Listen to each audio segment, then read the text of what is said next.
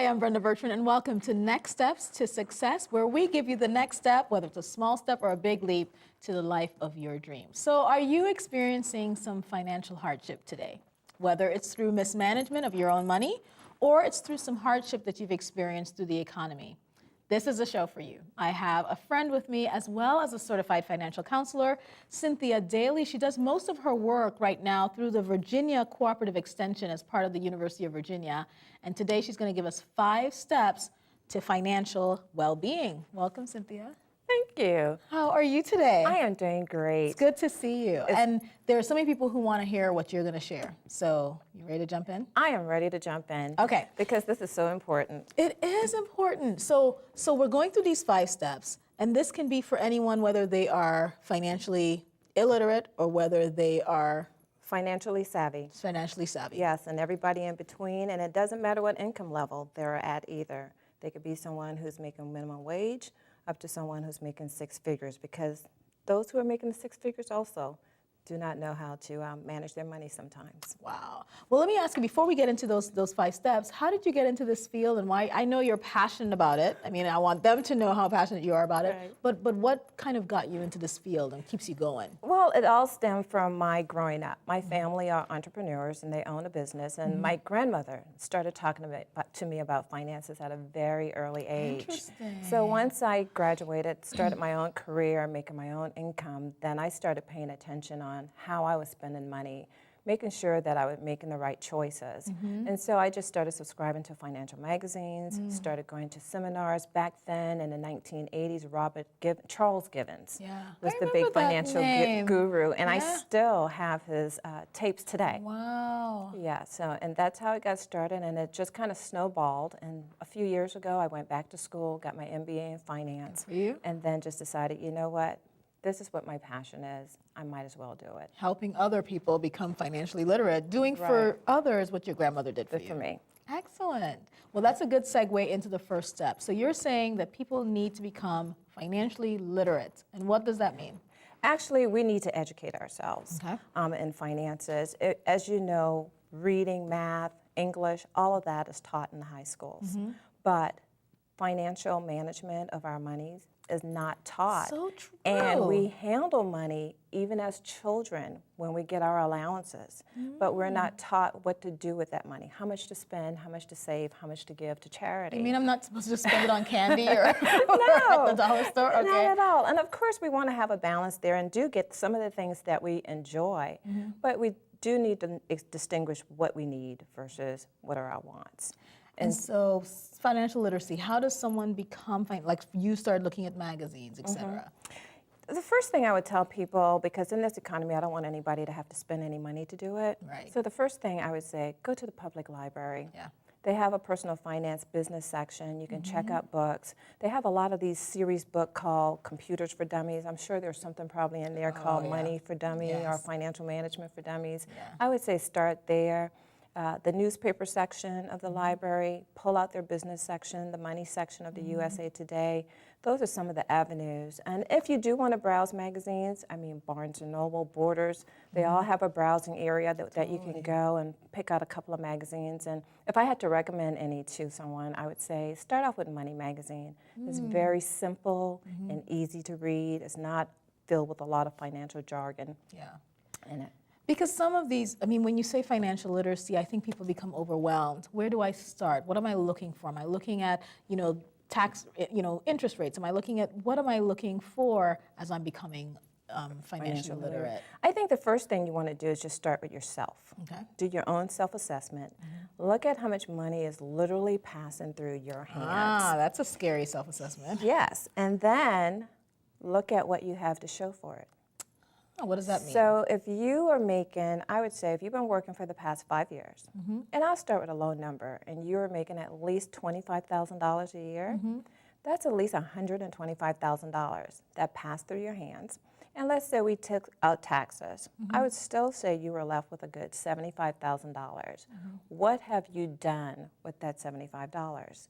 If you don't have something that's tangible, that's giving you a return on investment, then that means that you spent that $75 on stuff, whether it's cars, the latest phone, the iPad, you know, things that you probably already had and didn't need, but you just wanted it because the money was there. So my first step in becoming financially literate is to really understand my own relationship with money and my own return on investment, so that I can look around and say, this is what I own because this is where I put investment. This is what I thought was important. Right. Okay. That is. Because if once you do your own assessment and you see it, you will then say, what's important to me? What are my priorities? How do I want to use this money? And that way you're now mastering how you're going to spend it. Right. And that's aligned with those priorities and those values there. And so I tell people, once you know what money is all about, it's really a tool. Yeah. And it's a tool that either going to let you live and be free, or it's going to be a tool that's going to enslave you until you die. Yeah. And you just have to choose. And you know, when you mentioned that, there are a lot of people who have a mindset around money, either that money is evil, and the more you have, the more trouble you have, or that money is the end-all be-all, and if I don't have it, well, where do you find that you're counseling your people? What do you find is a healthy balance in regards to how we relate to money? In my counseling with people, and you're absolutely correct on that, in that people don't really respect money for what it is. And yes, it's sometimes can lead to greed because people are wanting more just to benefit themselves. It's not like they're wanting more to really help the less unfortunate or something of that nature. Right. And so I would say the healthy balance is when you know that you can get whatever amount of money, take care of yourself first as far as saving. Then if you do have any debt, reduce that debt, and then look at where you could do good, either for yourself, your family, your community, the charity, or whatever. And once you get that understanding with it, then it'll just be that much easier. It will not overwhelm you. And it's a good point, because when you think of people who win the lottery all of a sudden and never had that amount of money before. In a year, they're broke. Yes, they are, because it just go through their hands. Right. They didn't know how to relate to it. Yes. They didn't know the value of it. And did not know how to use it. So step number one is getting that financial literacy. So first assessing myself, and then also getting information that helps to reinforce the right principles of how to use money. Right. Second step is? The second step would be then you will identify your priorities and your values. Oh, okay. Because when you do that, you then will put on paper what's really important to you. Okay. You know, that will help you distinguish, is money more important or my quality of life more important? And I read something just recently that said, you know, we go to work to make a living, but if we really think about it, we go to work to make a dying. Because we're putting ourselves in stressful situations, you know, and it's taking years off of our lives because we're having to make it because of the debt that we create. Wow. You know, no one comes home after 8 hours or 10 hours of work and say, yay, I'm full of life, I made a living today. Oh, that's you true. Know. They're like, kill me while. It's like, oh my goodness, another day, have to do this so again. I can't wait till I quit this job. I know, and that's a complete next show, you know, in how to be able to finance your dreams. But in this point that you're making with priorities and values, then someone then have to say, I'm making this amount of money from this job that's killing me. How do I channel that money? And I do that based not on the bills that are in front of me only, but what I want what's in really the future, what's ahead. important. Yes. You know, is this job just a means to an end? Is it going to allow me to someday be able to leave it and really pursue that dream or pursue that thing that I have such a passion for? Right. Or am I going to be chained to it, you know, because I don't have a way out? I need to be here. Right. And some people are living for a mortgage, or they are living, I mean, they have a job and they keep that job because they don't think they have another choice. And they haven't identified what's more important or what could be more, something that would make them more passionate, so they stay where they are. Right. And that is entrapping. That is awful. So priorities and values. All right, so step number 3 is needs versus wants. Yes. That sounds interesting. And I say that because people are saying, well, I need this. And it's like, no, you do not need that. Your needs are basically the things that are helping you to survive. Right. That you just need for Air, basic life. water. Yes, those are your needs. Right. However, yes, we do need a roof over our head, so rent, mortgage. We do need food in the fridge. Yes, we do need a car to go to work so we can make the money. Or some form of transportation. Yes, and we do need some type of health insurance. Right. Because with that, you only take one medical problem that can cause a whole financial disaster for the whole family. So you definitely want that. So those are your needs. Anything other than that, to me, is a want. Okay. You know, I want this, I want that. And I think it comes from the attitude of, I deserve it. So entitlement. Because I work so hard. I deserve to have this, and I deserve to have that. So I whip out my credit card because I deserve to have that really sharp suit or whatever. That's right. And not realizing that you're really cheating yourself, because what you really deserve in the long run is to have peace of mind and security. Yeah.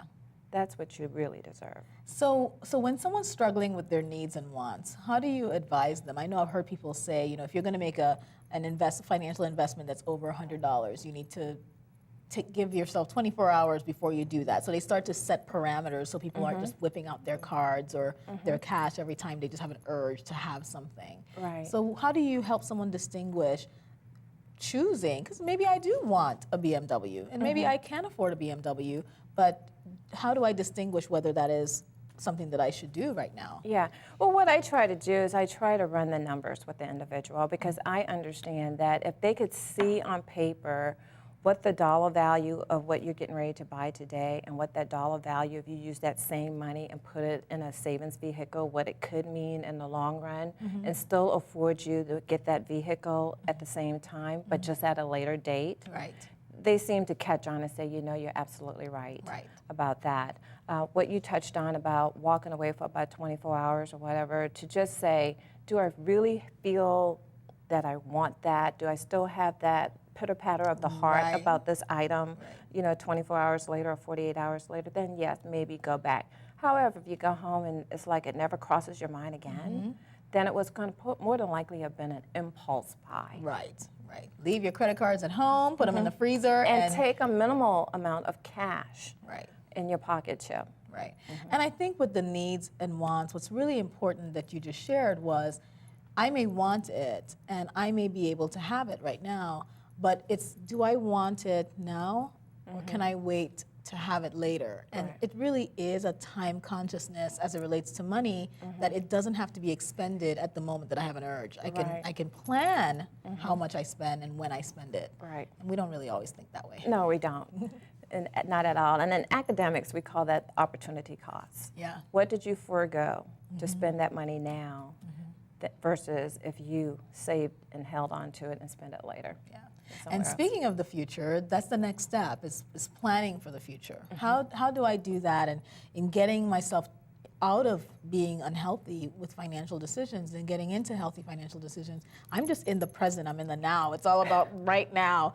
And sometimes about the past, some of the mistakes that I've made. It's really hard to look into the future when you're going through a financial adversity. Right. And when I say plan for the future, you've educated yourself, you identified your priorities. And so now you're going to set your budget. Okay. You're going to set your budget based on... Oh, the B word. And people should not fear the budget. The budget is simple. It is just a financial plan to help you achieve your goals. And I do not recommend, with all my clients that I work with, it's not a very rigid budget. I do program fun money in there. Because everybody deserves to go out and treat themselves to whatever it is. So fun's on the budget? Fun is on the budget. So maybe I can like budget after all? Yes, fun is on the budget, and you can use your fun money for whatever, entertainment, dinner, movie, or whatever. I could do it right now. But that's all you're going to do for that month. When it's done, it's done. And it's done. Okay. So make sure that your fun, or what you really want to do for fun. Because once the fun is done, it's done. Yes. So planning for the future. Set that budget. And I always say the first thing that you're going to do on that budget, pay yourself first. I like that. High five for that. So the first check is written out to you. I like that. The second check will go to any creditors that needs to be paid. And that will give you an idea of just how much money you're really putting out the door going to creditors. And once you see that, it tends to motivate people to now create what they call a debt reduction plan. Okay. You know, I don't want to be writing thousands of dollars of checks every month to go to a creditor when I can keep this for myself. Right. And so you'll start planning on how you're going to reduce that debt. And there are a couple of school of thoughts on that. You could either do it by what we call a debt snowball. Okay. You start out with one debt that's the smallest, and you pay it off. You take the money that you were paying toward that debt, apply it to your next debt to include the payment you were paying on that debt. Bigger, yeah. And so it gets bigger and bigger. So once you pay those two off, then those two payments are being applied to the third until you pay it off. Yeah. The other school of thought is people's like, okay, well, I have high interest rate credit cards. I want to tackle the one with the highest interest rate first to maybe save some expenses there, save money on the interest rate, and then work their way down to the lowest.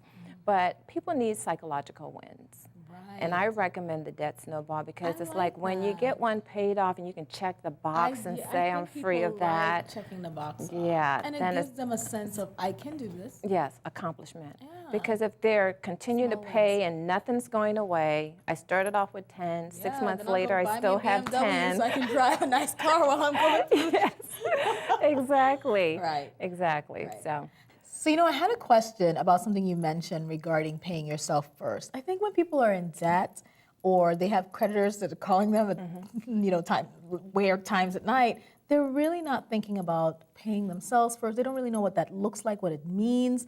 And some people don't even feel like they deserve to pay themselves first after they've gotten themselves into a big mess. So what does that really look like? And what are the benefits to that? what it really looks like is that you need to give yourself 10% of your check.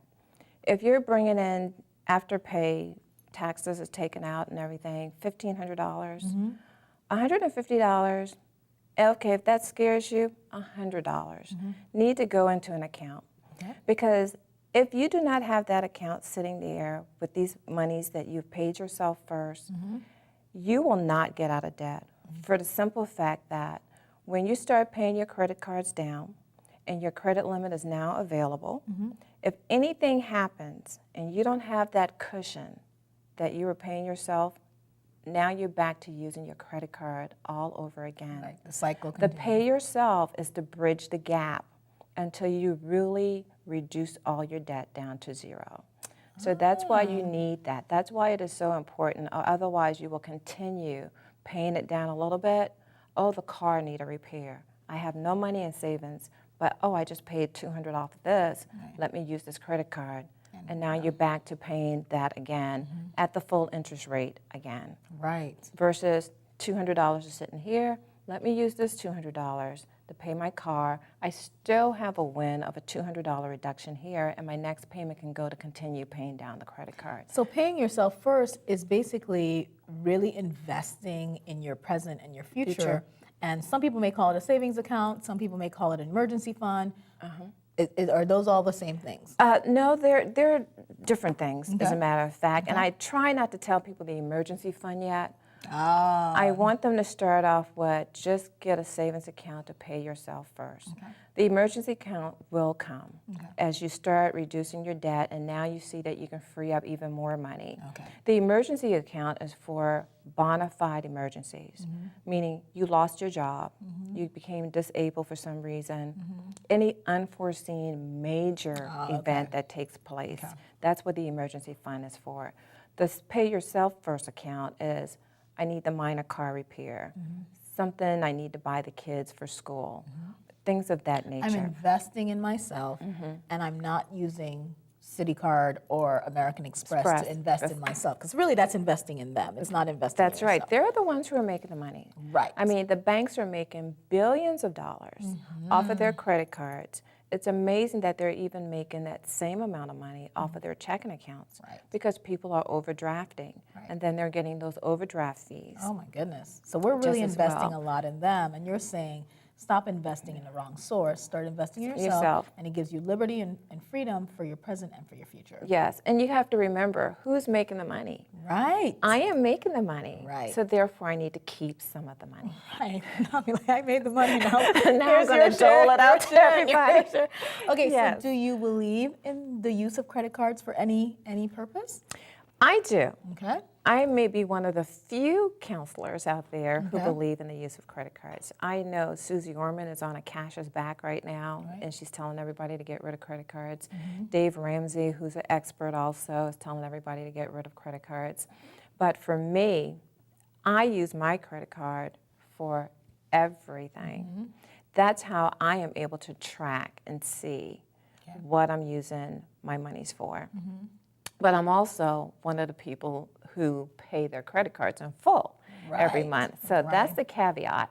If you are going to use the credit card, you need to be able to pay it in full every month. Because it's Do too tempting not- to have a double-digit balance to just Yes. use at whim. You're not really feeling the pain of the interest rates. You're not feeling the pain of the bill when it comes. If you don't Right. have the money, don't do it. Right. And of course, there are some of the benefits like flying, frequent flyer Flyer. miles and different things that if you use it for the month and you pay it back, not only are you able to track your finances, but you're also getting something. Now they're investing in you. Right. I like that That's true. invest in yourself You're getting a return back. concept. Yeah. I'm all about what's my return on investment? That's what what's I'm in it talking for about. me And that's what we versus all- them. Right, right. I think they're covered. Yes. We need to take Yeah, care of our since it is future. my money. You It know, is it's not something that you just gave me. It's something that I worked for. Right, and that's so important. And our last tip is planning for retirement. And a lot of people right now are really struggling because their retirement accounts have been dwindled to nothing. Yes, it has. And so how do you plan for retirement in this economy?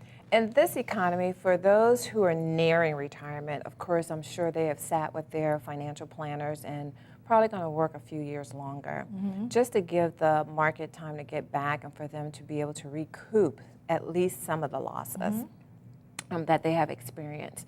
But what I would like to drive home to the younger generation who still have a good 20, 30 years ahead of them, this is now the time to start putting money away into whatever accounts that your company offers.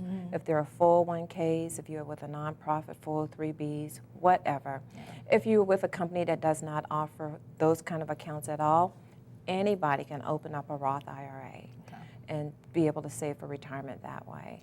I am just big for that because you look at how money compounds itself every month. You get interest, and then you make interest on the interest. Right. And for you to delay any type of contribution to any of those type of accounts can cost you anywhere from 30 to 40% of what you could have had if you had contributed all. And I think people need to see those numbers because I don't think when you're working from day to day and you're doing your 9 to 5 and you think retirement is way off in the distance, you really don't think about that 30 to 40% that you're leaving on the table because you really don't have a real clear picture of it. And what I would recommend, and it's all out there on the computers, just go and Google a retirement calculator. Okay. That's a good next step. Yes. And you then can find out from your HR what is their match. Are they matching up to 3% of your income, 6%, whatever it is? And then I would say put in the numbers for yourself of what you would contribute to get your 3% match, put in the amount of years, if that money is there, and to be conservative right now, I would say put it at a 5% interest rate, that your money is making at least 5% for you. And you'd be amazed at what that calculator would show. And that's greater than a saving. I mean, savings accounts are, what, 1%? Point something percent? They're like a 0.02%. 0.00002%. So putting your money in that, you may not be able to touch it. I think that's where people, they lose control and they feel like, I can't touch this money. And that's the purpose. And that's the purpose. We do not want you to touch it because it's for retirement. You're not retired. So you're not to touch. Doesn't take a brain scientist. that's So right. at 5%, they're able to see this and they can do a retirement calculator online and really get a good picture. Of what it could be for them. Great. That's great. I want to share, we just have a couple minutes left, and two things I want to talk about real quickly. I'm just going to let you take the floor here. Women and their money.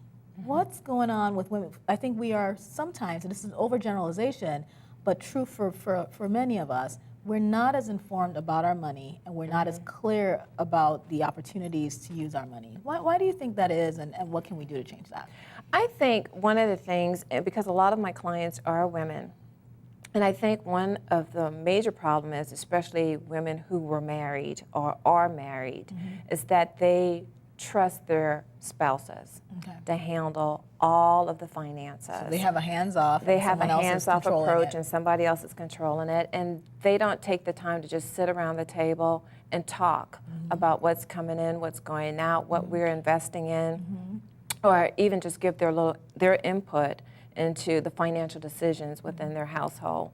And then lo and behold, someday if their spouse should die or unfortunately get a divorce or something, that's when it comes to them full force that I have not a clue where anything is or what to do. And so they need to become financially literate and take some of the ownership of understanding. Yes. They don't have to grab it from their spouse or partner or whatever, but they do need to get Yes, and I would also recommend that the person who is handling, it's incumbent upon you too to say, come on, let's have a family chat about money, just in case something happens to me. That's taking care of the family. You know, kids are involved. You want to make sure that they know what are the life insurance policies for the family should something happen. You know, what will my disability policy pay if something would happen to me? And it goes right back to the first step, to really become financially literate, whether you're married, single, you know, divorced, married again. Become financially literate, understand what you have, what you could have, and what's possible. It is. I really appreciate you taking time out. And I thank you for inviting me. And I appreciate your passion. So next steps to success, your next step is to become financially literate and to get in touch with Cynthia Daly. You'll see her information right here on the screen, and I want you to get a hold of her. If you want to get healthy in your finances and you want to take that next step to your best financial success, get in touch with her, and we'll see you next time. Bye.